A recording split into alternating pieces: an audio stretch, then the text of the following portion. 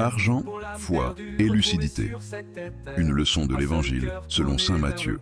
En ce dimanche 21 septembre 2025, fête de saint Matthieu, l'Évangile nous confronte à une parabole déroutante. Jésus fait l'éloge d'un gérant malhonnête. Mais loin d'encourager l'injustice, le Christ nous invite à réfléchir à la manière dont nous utilisons nos ressources, avec intelligence et lucidité. Et une parabole provocante, une sagesse à saisir. Le gérant injuste n'est pas loué pour sa malhonnêteté, mais pour sa capacité à réagir rapidement et stratégiquement face à une crise. Jésus nous enseigne ici que l'argent, bien qu'utile, ne doit jamais devenir une idole. Ce n'est pas la richesse qui est condamnée, mais l'attachement excessif à celle-ci. Vous ne pouvez pas servir à la fois Dieu et l'argent. L'acte 16:13.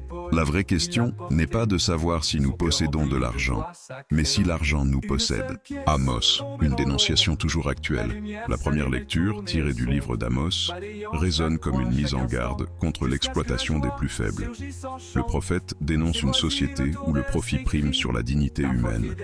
Ce cri d'indignation reste pertinent aujourd'hui, dans un monde où les inégalités économiques persistent.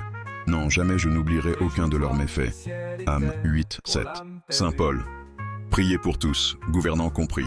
Dans sa lettre à Timothée, Saint Paul rappelle que Dieu veut le salut de tous.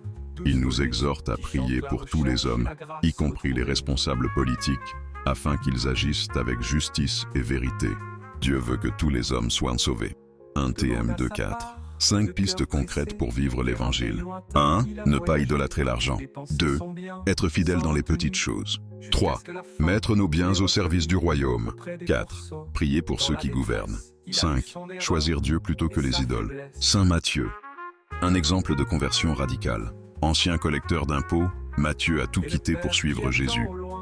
Son histoire nous rappelle que ce qui compte, ce n'est pas notre passé, mais notre capacité à répondre à l'appel du Christ aujourd'hui. Ce message nous invite à une conversion du cœur, à utiliser nos biens non pour nous enfermer dans la possession, mais pour bâtir des relations, servir les autres et préparer notre avenir éternel. Amen.